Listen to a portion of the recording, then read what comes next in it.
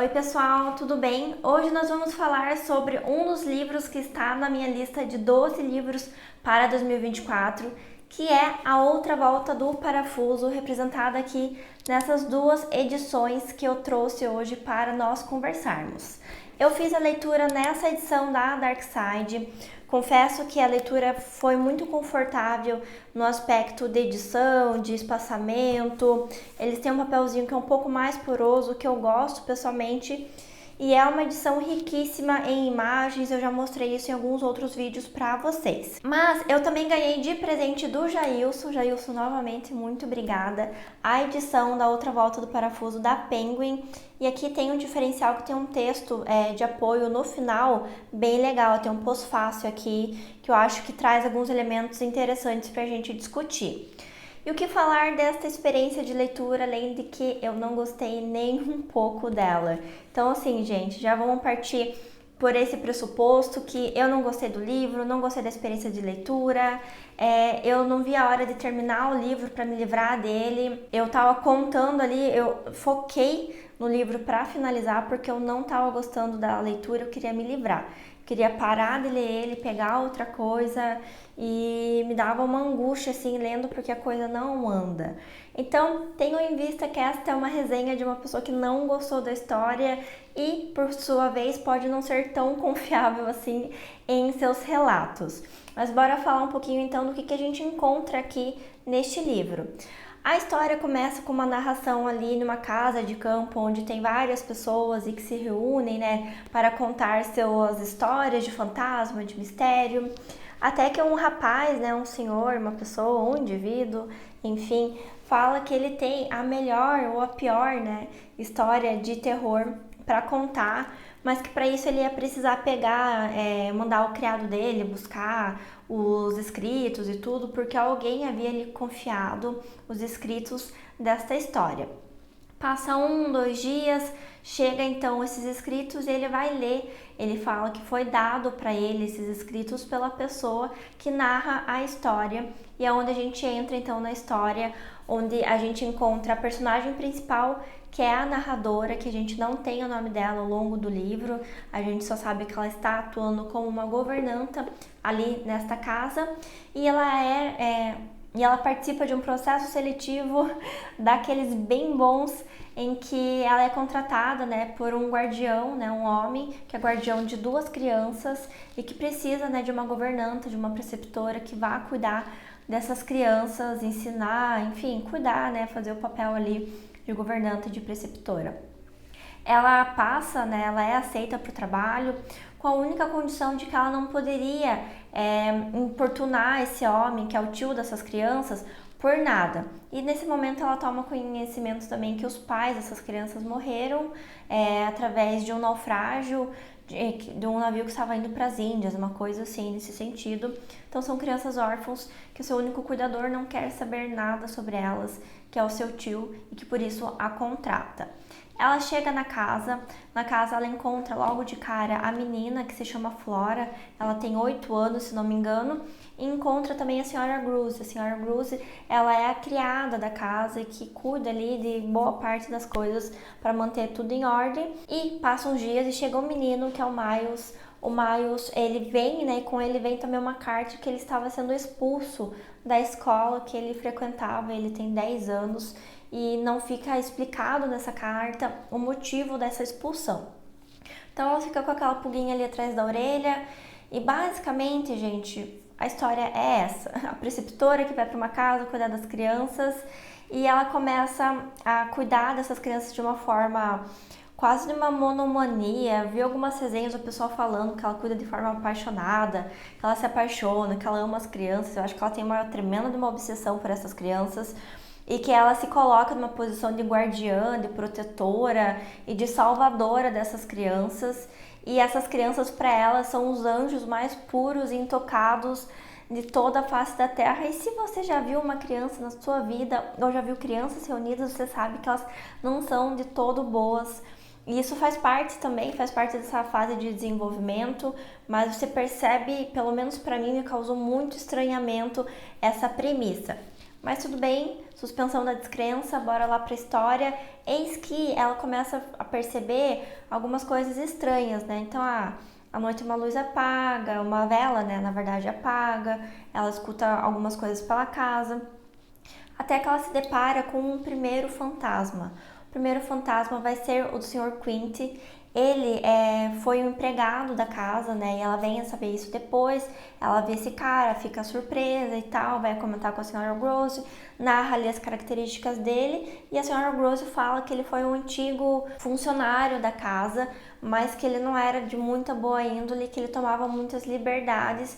Isso dá uma conotação bem negativa para que tipo de liberdade que ele tomava e qual era o cunho dessas liberdades. Mas beleza, o que ela faz? Não, show, beleza, gente, bora pra frente, né? Vou proteger as crianças desse fantasma. Em um outro dia, num lago, ela encontra um outro fantasma, que é da senhorita Jessel. Essa senhorita, ela foi a preceptora antes dessa governanta que está ali na casa. Então, ela trabalhou ali antes e não se sabe muito bem o que aconteceu com ela. Sabe que ela foi embora e depois do tempo que ela foi embora, ela faleceu. Novamente, quem acaba tendo conhecimento, né, disso é a Sra. Rose, que vai relatar, vai fazer ali depara com as características e elas descobrem que sim, é a mesma pessoa e que eles trabalharam, né, o Quint com a Sra. Jessel, eles trabalharam juntos ao mesmo tempo nesta casa, eles eram amigos e eles tomavam liberdades um com o outro e também na frente de todo mundo, enfim, dá a entender ali que eles de certo tinham uma pegação e todo mundo acabava vendo isso. Basicamente é isso. E o que uma pessoa normal faria? Deixa eu ir embora daqui, essa casa está assombrada, essas crianças estão em risco, vou pegar todo mundo, beijo, tchau, abandona a casa, como quando uma barata entra na sua casa e você deixa a casa para barata, você sai dali. Mas não, o que ela faz? Ela começa a proteger as crianças, não deixa as crianças um minuto sozinhas e ela começa a criar todo um aparato na cabeça dela de que na verdade as crianças viram esses fantasmas, mas elas estão omitindo dela isso. E, gente, aqui a gente entra aqui numa espiral de que ela se vê nessa posição de defensora, protetora, salvadora dessas crianças e ela vai criar tudo que for possível para que sustente essa ideia na cabeça dela, como, por exemplo, o fato deles estarem omitindo, o fato deles, na verdade, estarem falando com os fantasmas.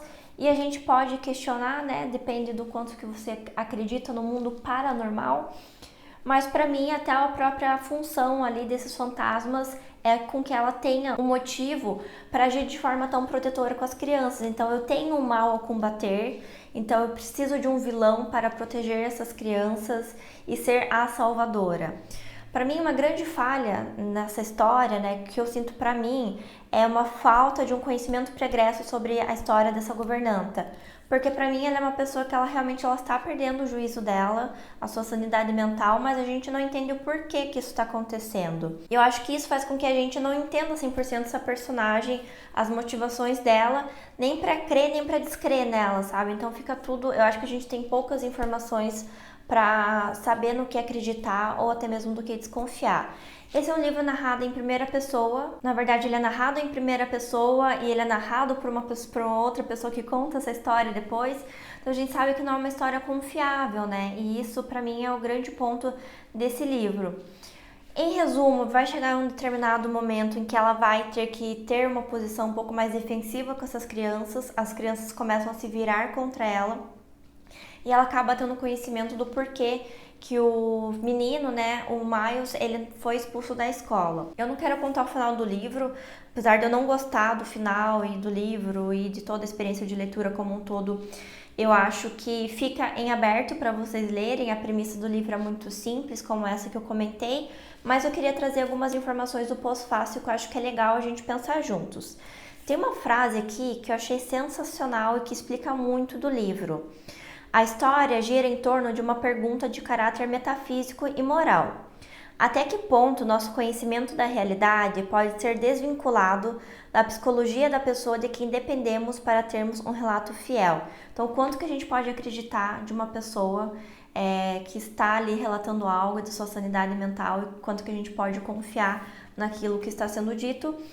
Para mim, nesse livro especificamente, a gente não pode acreditar. Eu acho que ela manipula muito e eu vejo que ela se coloca numa posição muito engrandecedora de que tudo depende dela, fora o fato de que se as crianças estavam realmente frente a um perigo iminente, ela não ligou pro tio delas, mandou uma carta, seja o que for, não mandou nada pro tio delas, então ela ficou ali imersa naquela casa com essas crianças sem suporte nenhum. Então eu acho que ela tem uma postura extremamente negligente e além do que em determinados momentos ela vai desconfiar da capacidade dela de lidar com a própria situação. Ela tem esse questionamento, que eu considero que ela estava certa de se questionar, porque eu acho que ela não teve capacidade mesmo. Se era que isso que estava acontecendo, que eu acredito que não era, eu acho que era tudo fruto mesmo da mentalidade dela, mas isso é uma das vias de interpretações da história e não é a única. O que eu comentei que ela começou a criar tudo aquilo na cabeça dela que as crianças estavam vendo, os fantasmas, e ela começou a tratar até de forma um pouco mais hostil todo mundo, no livro fala o seguinte, na página 170, na edição da Penguin: pois para a mentalidade de um inquisidor inspirado, a própria ausência de provas é a mais forte prova de que algo está sendo ocultado. Prevendo a possibilidade de que esteja errada, ela age de tal modo que qualquer resultado venha comprovar sua teoria. Então, tudo que acontece vai comprovar a teoria de que a casa está sendo assombrada, que as crianças estão ocultando as coisas e que as crianças estão em perigo. Basicamente é isso que ela vai propor aqui como narrativa para essa história. Na página 172 tem um crítico que é o Blackmore, que ele vai ter diversos pontos aqui de entrada de falas dele, que a pessoa que faz o pós-fácil vai inserindo, né? E tem aqui uma parte que eu achei bem interessante que fala que uma má consciência, uma consciência vitalmente destituída, porém vitalmente desesperada para transformar suas alucinações em realidade. Falando, né, da mentalidade da governanta. Para Blackmore, os eventos do enredo decorrem dos esforços da crueldade humana transformada em consciência e motivação numa personalidade obcecada, possessiva e possuída. Para mim, ela é essa personagem extremamente obcecada de uma forma muito negativa, muito... E para mim ela é tão negativa porque se trata de crianças, então o quanto que o sentimento de mais-valia dela acabou colocando as crianças, na verdade, né, em risco. E tem uma frase aqui genial que eu acho, né, que fala o seguinte: uma gigantesca parábola em que vemos de que modo a verdade é fabricada com mentiras. Então, é uma realidade que ela é direcionada e manipulada de acordo com aquilo que ela entende que é o correto, aquilo que é o certo. Então, essa história não me pegou porque eu achei um pouco exagerado. Não um pouco, eu achei bem exagerado as emoções, as reações dela e provavelmente foi o intuito do autor, tá? Não tô dizendo que o livro é ruim ou etc. Eu não gostei da experiência, não leria novamente. Não é um livro que eu pretendo reler também. É um livro que eu fiz praticamente sem anotações, porque nada me prendia na história, mas eu acho que esse exagero é proposital e mostra o quão dissonante que ela estava com a realidade. Porque tá tudo bem você se afeiçoar, tá tudo bem, né, você criar um vínculo ali com as crianças, mas a forma com que ela fez isso é muito ímpar. E além do que, todos aqueles fantasmas que ela teoricamente estava vendo, somente ela via. A senhora Rose, que era a criada da casa, não via. As crianças diziam que não viam também. E até no final, numa situação um pouco mais específica que aconteceu, a senhora Rose fala que não viu e ela só escutava os relatos. Tem então uma cena que ela grita, né? Ela está ali e a senhora Rose fala: não estou vendo nada. Então, quanto que ela não poderia estar tendo uma alucinação visual, auditiva e de diversos tipos. Fica então o meu comentário sobre esse livro, não é uma recomendação, mas eu acho que se você se interessou por aquilo que eu trouxe aqui, vale a pena ler. Eu acho que é importante também trazer, porque estava na minha lista e é um livro que não funcionou para mim, eu tinha que vir aqui dar algum tipo de satisfação. Eu entendo o livro, eu sei que ele foi inspiração para a série da Netflix, da Mansão Bly, e se você espera qualquer coisa parecida com a série, não vá para o livro, porque são coisas totalmente diferentes, tem elementos totalmente diferentes, o final é extremamente diferente, são duas histórias completamente opostas uma à outra, tá? O único elemento que tem em comum é uma governanta que vai cuidar de uma casa com duas crianças e que tem fantasmas, ponto. De resto, não tem mais nada que é minimamente similar com a história, tá, do livro. Mas o que acabou me cansando mesmo foi esse exagero emocional da governanta em relação às crianças. Pra mim, assim, isso tipo, não dá, não consegui, não me desceu goela abaixo, tá? E pessoal, acho que por hoje é isso. Se você assistiu esse vídeo até aqui, meu muito obrigada. Não esqueça de deixar um like, de se inscrever e de compartilhar também esse vídeo. Vou deixar aqui na descrição a playlist de todos os livros do meu projeto de 12 livros para 2024 que eu já li, então se você ainda não assistiu alguma das resenhas, você pode assistir. Lembrando que o link para você adquirir esses 2 livros, essas 2 edições aqui, vão estar na descrição. Eu recomendo as 2 edições, apesar do texto de apoio da Penguin ser bem legal, mas essa edição aqui da Dark Side está maravilhosa. Lembrando que quando vocês compram através do meu link, eu ganho uma pequena comissão, vocês não pagam mais nada por isso, e essa é uma das formas de você apoiar o canal, além de se tornar um membro do canal, que temos também um link aqui embaixo na descrição para vocês fazerem parte dos membros do canal. E a gente se vê no próximo vídeo.